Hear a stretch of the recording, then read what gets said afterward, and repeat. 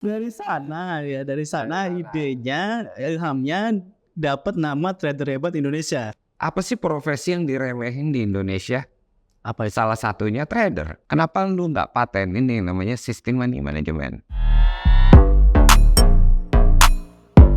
Halo guys, apa kabar? Welcome to YouTube channel The Reva Journal. Kali ini beda karena hostnya gue di edisi podcast spesial. Gue sebelumnya masuk di konten The Reva Journal episode 54. Bareng gue Yonggi di sini. Gue kemarin cerita banyak nih soal up and down gue melalui konten ini. Nah, Suka lupa jadi trader ya? iya, suka juga jadi trader. Banyak hal yang gue dapetin, termasuk juga sekarang jadi bagian dari THI, gue bangga. Nah, kali ini spesial karena gue yang akan bajak konten ini. Dan sekarang kita balik, tanya banyak hal langsung ke main behind dari TRJ dan THI, ya kan? Ini kita sambil kita udah ada Bang Reva. Boleh say hi Bang Reva? Halo, apa kabar teman-teman semuanya? Selamat datang di channel ya Bicara Passion, dunia trading. Bukan cuma bicara cuan-cuan aja, tapi ya bicara apa adanya aja tentang literasi keuangan. Segala hal yang dibutuhkan untuk jadi trader ya. Yoi. Oke. Nah, gue di sini bakal membajak nih ceritanya nih, karena udah banyak banget juga yang mungkin di luar sana. Gue mewakili teman-teman pengen tahu banyak nih tentang siapa sih orang di balik dari THI dan THRJ ini gitu kan? Siapa sih ini gitu kan? Gimana nih? Jadi intinya hari ini The Reva Journal dibajak Yongki ya, Yoi, mewakili pertanyaan teman-teman. yoi. Gak apa-apa, boleh. Tapi mungkin sebelum kita lanjut cerita, dosa banget nih kalau nggak subscribe YouTube ini. Ya dong? Yoi, jadi kalian harus subscribe, like, dan share konten ini.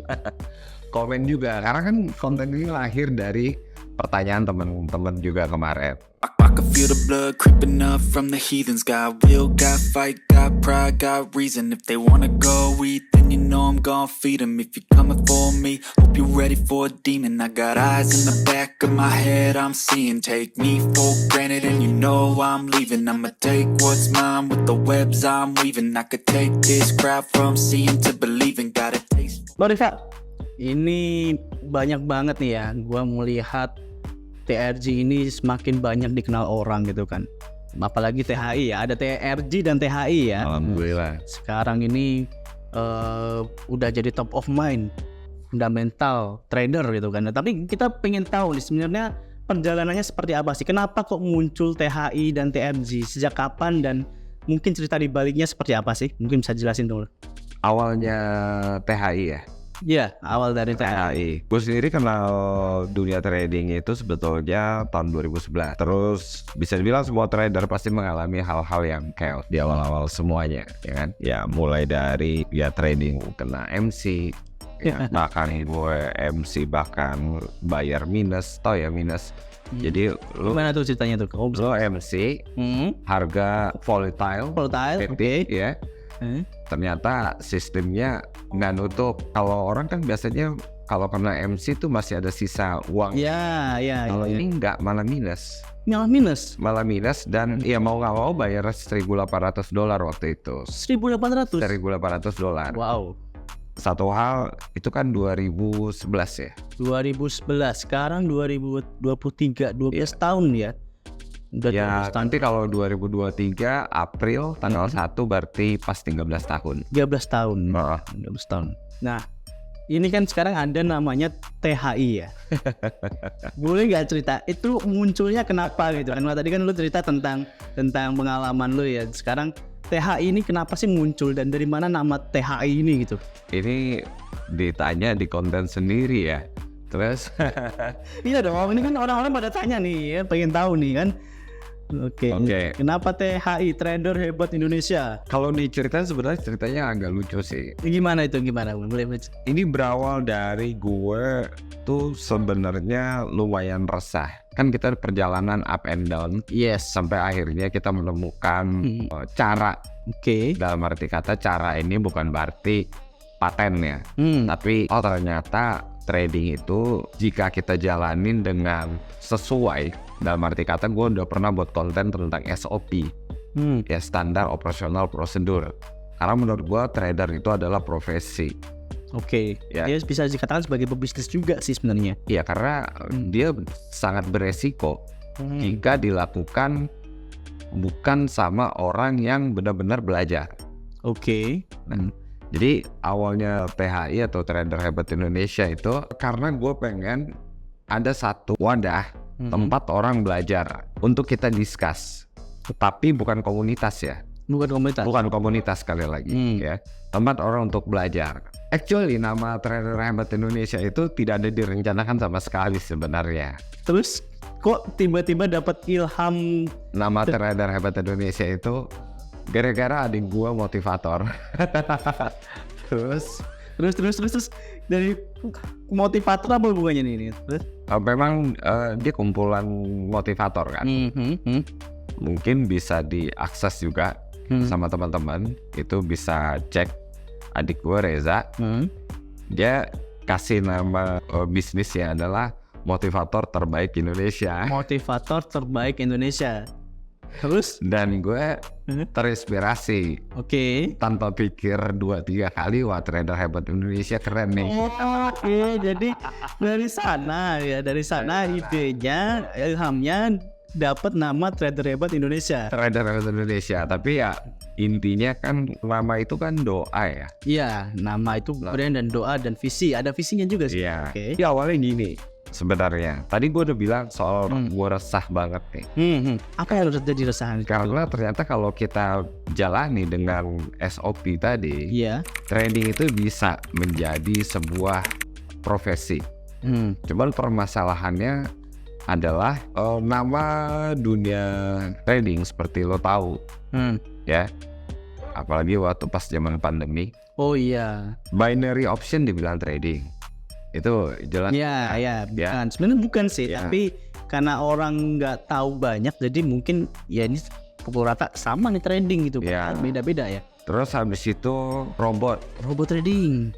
ya, ternyata multi level marketing. Oh, oke. Oke, dibuat MLM Iya, ya, iya. yang dijual robot ya, memakan korban Maksud juga yang pertama tadi juga makan korban ya? banyak. Banyak ya. Kan? Dari sini kita sadar bahwa tingkat pengetahuan orang khususnya di Indonesia tentang dunia Literasi keuangan industri finance ini itu sangat cukup rendah. rendah. Gue bicara itu selalu pakai data.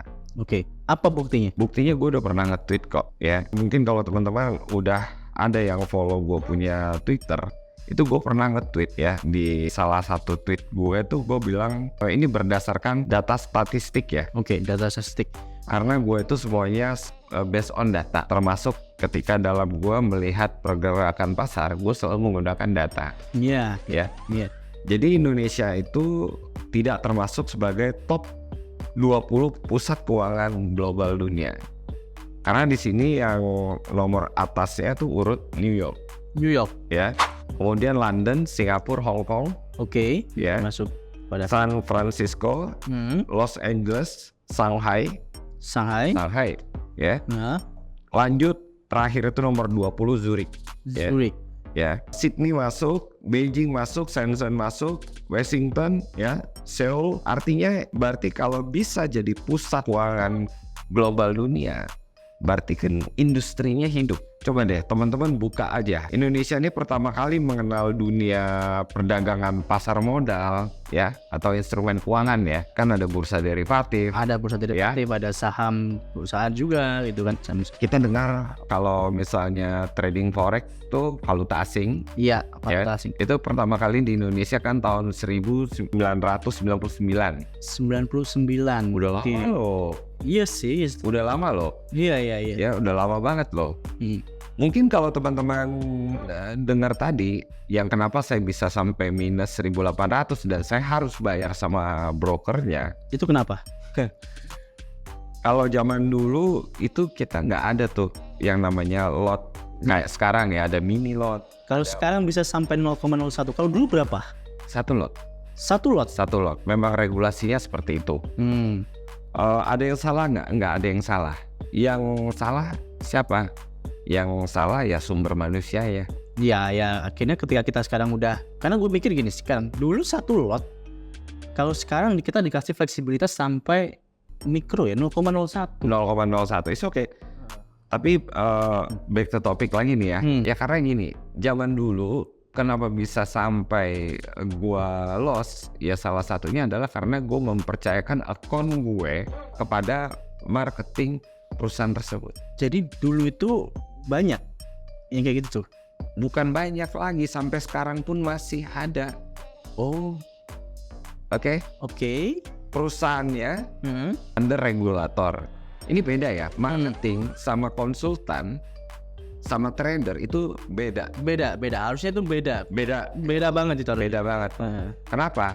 Marketing ya marketing, Hmm. ya. Konsultan, trader kadang-kadang kan mereka pakai apa namanya? Telemarketing. Tahu nggak sekarang lebih parahnya apa mungkin? Kalau gua mungkin bisa bilang ya. Oh, Kalau itu udah ada sejak dulu. Jangan-jangan telemarketer atau marketingnya ngerangkap jadi trader. nah itu dia masalahnya. Jadi di sini gue bilang kalau orang rugi gara-gara si konsultan dari perusahaan broker tersebut, yang jelas dia bukan seorang trader. Mau sampai kapanpun industri ini tidak akan pernah bisa masuk 20 besar, gitu. Pasti sih. Kenapa? Karena akan timbul skeptis. Orang akan mikir. Sampai sekarang pun coba, apa sih profesi yang diremehin di Indonesia? Apa itu? Salah satunya trader. Tapi mulai banyak loh orang yang mau jadi trader. Banyak. Hmm. Ya banyak. Ya kita hold dulu nih. Itu kan bukan 2017. 2017, oke. Ya 2017. Nah jadi waktu itu gimana caranya ya, gue punya wadah untuk orang, kita discuss. Orang tersebut mulai merubah kebiasaannya, yang tadinya mereka titip akun kepada Si ya marketing. Ya marketing ini mungkin nggak salah juga karena dia disuruh bosnya diajarin begitu. Ini ada komisi, ya kan awalnya begitu kan. Ada komisi, siapa yang nggak seneng dapat komisi? Dan sah-sah saja kok, sah-sah saja. Tidak ada yang salah dengan komisi, ya. Karena kan kalau kita jadi trader kita memakai fasilitas si broker. Broker ambil komisi, komisinya dibagi kepada ya untuk menghidupi juga sih. oh iya dong, berarti kamu secara rasional nggak ada yang salah sama itu. Yang salahnya adalah kalau si konsultannya atau si marketingnya yang menguasai akun si kliennya tersebut. Nah, disitulah awalnya ini gimana caranya supaya orang yang berminat terhadap bisnis ini mereka mau trading. Itu yang membuat atau itu jadi alasan utama ya Alasan utama THI muncul. ya awalnya seperti itu. Nah terus mulailah kita, ya kan semuanya berawal dari biasa-biasa saja ya, maksudnya ya dengan itikat seperti itulah awalnya. Bagaimana industri ini bisa bagus. Jadi tujuannya THI itu adalah gimana caranya orang mau trading, tapi dia sendiri yang melakukannya. Dia bertanggung jawab penuh dengan akunnya. Apa tuh? Dikenal jalan ninja. Ya coba aja kalau nggak habis uangnya. Loh, gue kalau ngomong apa adanya aja kok. Emang sih, jadi saya jadi kaget ya kalau memang Bang Beva ini kenal dengan pedas fakta-fakta yang diomongin. Jadi jangan berharap kata-kata manis. Kenapa nih? Tidak semua yang terlihat bagus itu beneran bagus kok. Itu fakta kok. Ini dunia bisnis. Ya, bisnis itu keras, disiplin, butuh integritas. Apa yang disebut harus sama apa yang dilakukan. Ya, yang pasti nggak ada kata mudah di dalam bidang trading. Kalau ada orang bilang apa tadi? Trading adalah jalan ninjaku. Jalan ninjaku untuk kaya gitu ya. Bahkan media-media ada yang buat seperti itu. Saya termasuk salah satu orang yang ya itu ajaran nggak benar. Ya nggak apa-apa kan memang fakta. Coba aja berapa banyak orang kusut gara-gara trading. Berapa banyak keluarga orang hancur gara-gara trading dengan mindset yang salah. Bukan tradingnya yang salah. Sama bilang bisnis bagus gak? Bagus. Banyak orang sukses Iya, gara-gara bisnis. banyak. Tapi ada juga bisnis yang mereka nggak bisa jalanin dan berujung bangkrut. Pertanyaan gua, apakah bisnisnya jelek? Nggak dong. Berarti apa yang salah? Jadi Pengetahuan. Nah, literasi ini penting. kebiasaan. Ya, habit. Karena habit itulah yang membawa sebuah perubahan. Itu dia tadi. Karena gini, bayangin tadi ya kita bicara soal media, kita selalu diiming-imingin nih ya kan, dengan sangat manis gitu kan, bisa dapat duit cepet lewat trading Ya, nah, dan terus kita bisa trading dengan modal yang kecil. Bayangin itu bagaimana manajemennya, dan apa yang terjadi, mindsetnya selalu berarti gue dengan modal segini gue pengennya 10.000 lipat, 10.000 kali lipat dari apa yang gue jadiin modal. 100.000 gue harus pengen profit. itu jual mimpi. Jual mimpi aja. Oke, Itu karena itu perlu dibangun itu itu sih kalau gue bilang jauh-jauh aja dari trading sih. Kalau udah ada pikiran seperti itu. Tapi gue pun juga dulu berpikir seperti itu. Karena gue lihat kan pertama kali gue kenal trading itu, gue lihat orang gampang banget dapat duit $2.000 ya. Ya itu mindset semua pemula. Kebetulan memang waktu pertama kali gue tuh XAU USD. Terus nextnya adalah gue nyoba dong. Dan biasa seperti semua trader pemula yang dicari adalah Holy Grail. Ya kan kita ada belajar ya prosesnya dari 2011 sampai 2016. Baru di 2017 ya kita coba sharing ke orang-orang melalui THI kan. Itu gue orang yang paling cari adalah Holy Grail. Kenapa? Yang dicari adalah metode gimana caranya bisa dapat cuan cepet. Yang tadi gue bilang tadi juga kan, gue mikirnya langsung bisa 10.000 lipat. Yang dicari Holy Grail. Tahu gini, gue nanya, kenapa lu gak pernah ngomongin soal metode? Kenapa yang lu share selalu fakta-fakta? Karena metode nggak selalu bekerja pada kondisi tertentu dong. Kalau lu udah bicara metode seolah-olah udah paten. Coba cek harga gold tahun 1999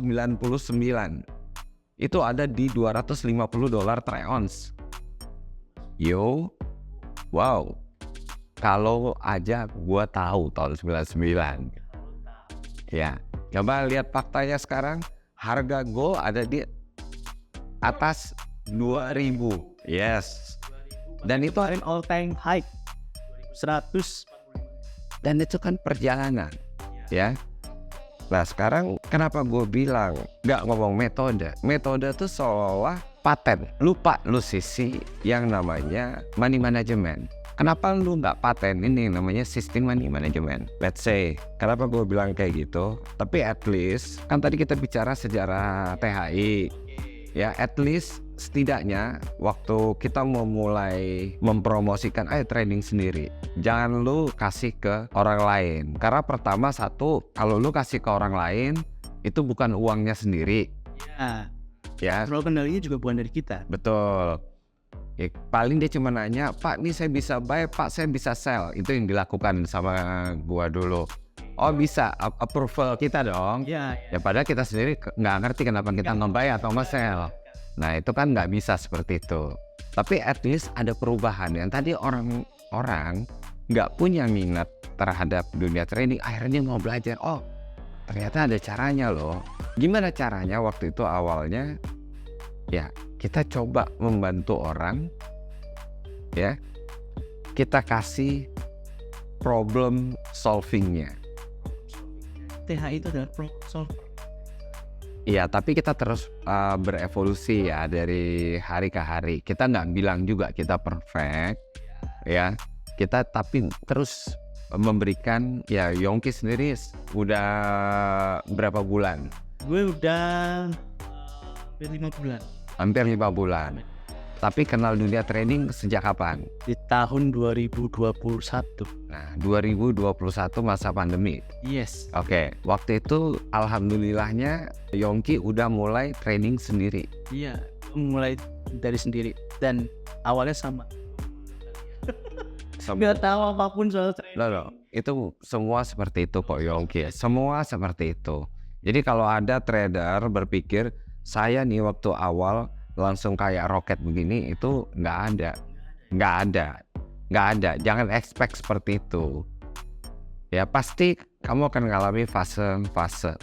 Jadi kita akan mengalami namanya loss. Nah loss ini bukanlah hal yang itu udah bagian dari trade. Untuk pemula itu bukan hal yang mudah diterima loh. Kayak yang dia loss sampai pusing tuh, sampai berantem sama istrinya, bilangnya tadi trading for living, ya akhirnya living for trading. Kenapa berantem? Ya karena yang dipantengin chart terus, dia lupa sama keluarganya. wah itu Ngomongnya mau freedom finance, ya dong, financial freedom tadi niatnya kan, tujuan awalnya kan. berarti salah Udah salah logika. Makanya kenapa gua buat tagline logika trader.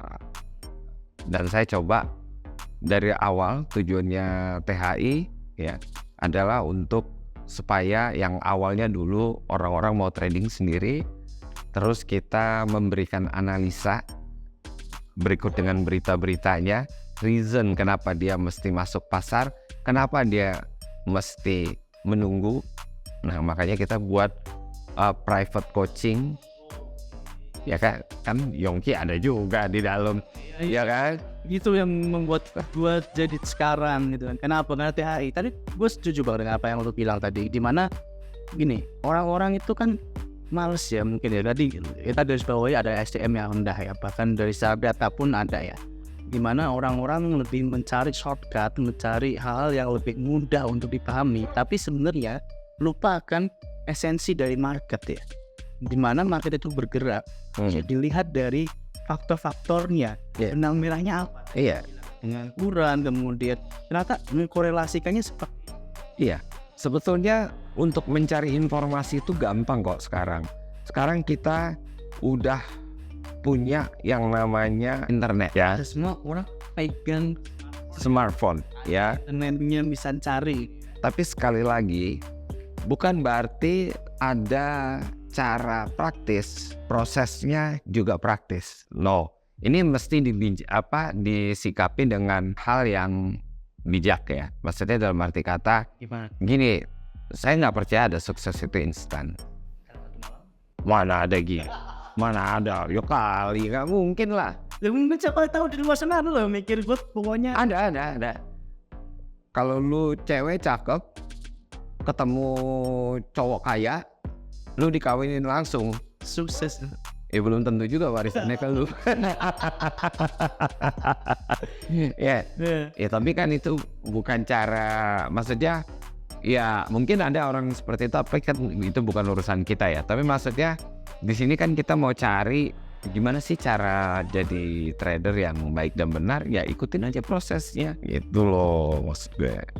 Dan segala hal yang disebutin tadi itu ternyata emang benar-benar yang sebenarnya itu dibutuhin loh. Karena begini, gue sendiri juga ngerasa ya, gue kemarin juga cerita di podcast episode 4 up and down ya. Up and down gue, dan akhirnya ketemu sama THI. Karena memang di sini diajarkan banyak ya, termasuk gue akhirnya merubah nih mindset gue yang awal mulanya hanya mengandalkan soal teknis. Gue mencari segala hal soal teknis, tapi tadi yang dibilang, kalau kalian tahu alasannya udah tahu kan ya teman-teman ya, THI itu ada terus seperti apa. Kemudian juga kita di sini banyak dikasih ilmu ya, kita di sini dibentuk menjadi trader yang bertanggung jawab atas dirinya sendiri. Iya. Itu penting. Jadi harus mandiri. Kalau di THI itu TRG ini adalah media, ya, media untuk kita menyampaikan ya ini podcast ya, kita ngobrol apa adanya ya, ini media kita. TRG itu baru kok, 17 Agustus 2022 itu pertama kali kita buat YouTube konten. Iya, Di 1 tahun. newcomers ya, tapi kok bisa sekarang banyak dikenal TRC. Ya alhamdulillah, mudah-mudahan kalau Ini gue berharap kata-kata sombong yang muncul tapi nggak muncul nih. enggak, gue sih cuman pengen ini punya dampak yang baik aja buat orang, jadi dampak positif. Memang kalau kita ngomong apa adanya tuh nggak semua orang juga suka, karena pasti ketika kita memberikan sebuah kebenaran di tengah, ya lu tahu sendiri kan. Iya. Gue juga mengamati soal media dan memang mulai tidak kondusif. Iya kan, lu kan pakar sosial media juga kan, lu ngerti kan, ada istilah buzzer segala macam. Maaf aja ya. Tapi gue rasa enggak sih, kayaknya nggak tahu. Gampang kok cari tahu orang pakai buzzer atau enggak, itu mah gampang. Tapi nanti kalau gue ngomong gitu nanti ada yang apa namanya, ini kita nggak ada nyindir siapa-siapa lah. Kalau dari dulu kenapa gue selalu berbicara kalau misalnya kita jadiin rules adalah trader di luar ya, karena memang ya itu tadi kita kan by data. Tapi gue bener-bener apresiasi sih, kalau gue lihat tadi gue bilang ya, TRG ini kan newcomers yang hadir di, kita sebelumnya kenal beberapa, tapi dengan atensi yang sekarang didapetin, gue melihat konten di YouTube, di TikTok ya, ada apa sih, Instagram, TikTok, YouTube, itu kan engagement bagus, interestnya juga bagus. Itu yang jujur ya, pertama kali gue ketemu yang dulunya konten soal mas tiba-tiba ketemu kontennya TRG itu kayak pedes banget gitu, nggak pernah bahas soal manis-manisnya. Dan gue sukanya adalah yang dibahas adalah soal ilmu. Gak banyak semua orang bisa membahas tentang ilmu ya, karena menurut gue kalau kita mau buat konten yang sifatnya edukasi harus idealis ya. Gue memang sengaja tidak mau buat konten drama ya, bahkan buat apa?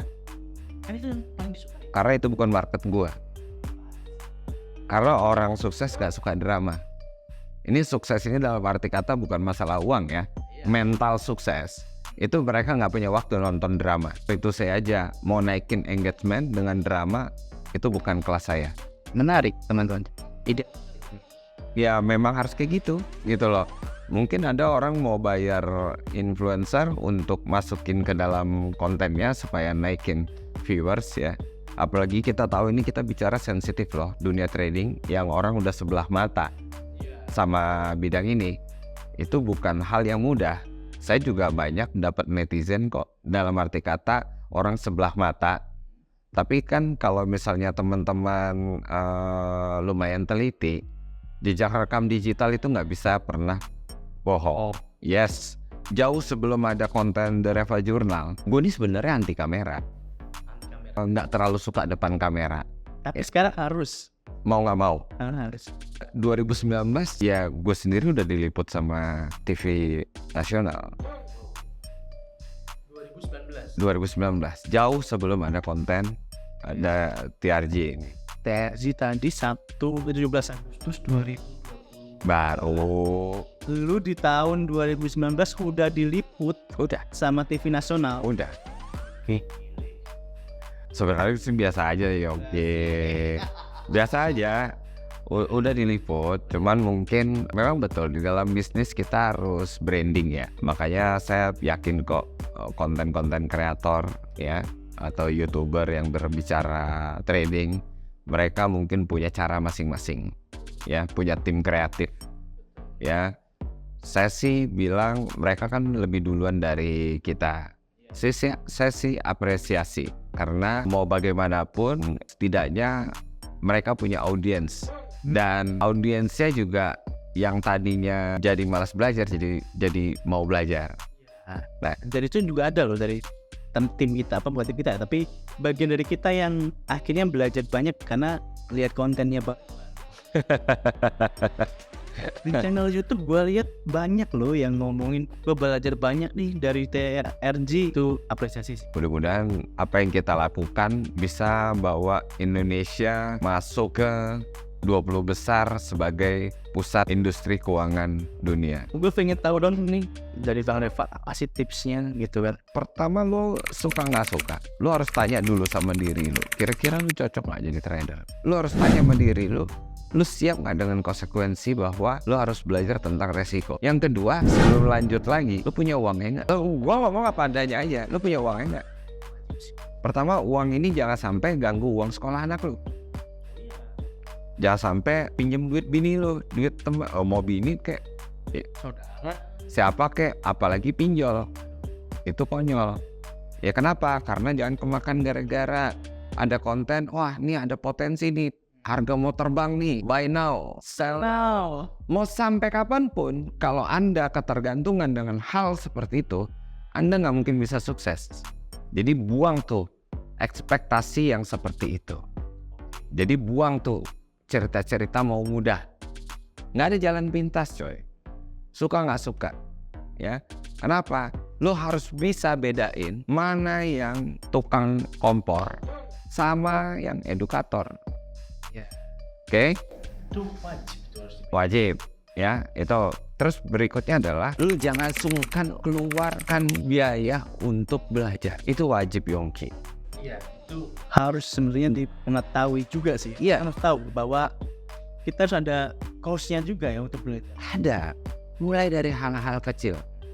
Terus berikutnya adalah setelah lu ngerti tentang resiko, setelah lu ngerti tentang knowledge ya, lu harus tahu konsekuensi. Ini bukan perjalanan yang mudah. Gue udah bilang lah di beberapa episode ya, ada fase-fasenya. Terus yang paling penting adalah tahu nggak 60% faktor keberhasilan seorang trader itu adalah psikologi.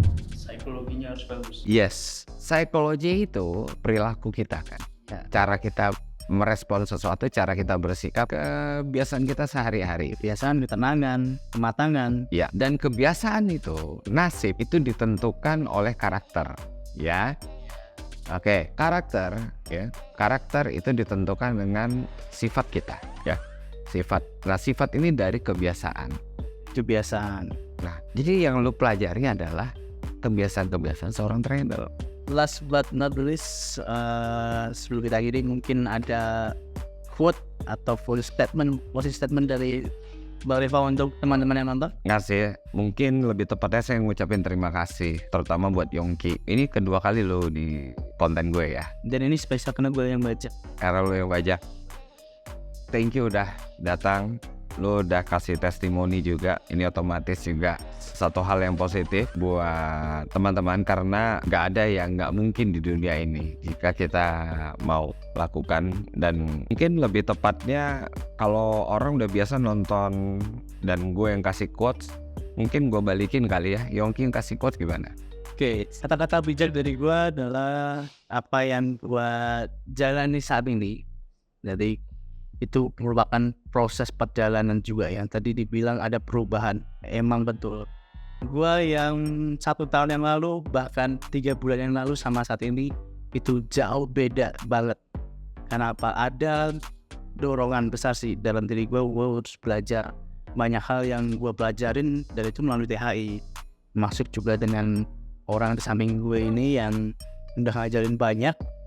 Yang akhirnya gue semakin ngerti, gue semakin pede buat jadi seorang trader. Yongki sukses terus Yongki. By the way, sebelum gue nanti kualat nih, mending gue balikin ke lu deh. Oke. Oh iya, dari bro, gue makin takut gue disekat karena kurang ajar nih gue bajak ini konten. Oke, teman-teman semuanya, gue mau ucapin terima kasih udah setia dan support kita punya konten dari Ava Jurnal. Konten yang selalu berbicara tentang logika trader. Kenapa saya bicara logika? Karena kita kebayang nggak ketika kita menjalankan sesuatu dengan pemikiran yang kritis dan kita menggunakan logika, maka kita dengan sendirinya membentuk sebuah sistem dalam keseharian. Ini tentang kebiasaan. Nah, kebiasaan baik akan menghasilkan tentu aja pencapaian yang baik juga. Nah, itulah kenapa logika trader maksudnya adalah ya kita punya pemikiran yang baik, logika yang baik, ya pemahaman yang baik untuk menjadi seorang trader ya. Dan mudah-mudahan konten kita bisa membawa dampak positif buat teman-teman semuanya. Dan saya percaya kok yang nonton sampai selesai adalah calon-calon trader sukses. Terus belajar karena hidup gak pernah berhenti mengajarkan, termasuk market. Saya Reva Faruk. Saya Yongki. Terima kasih udah nonton. May Allah bless you all.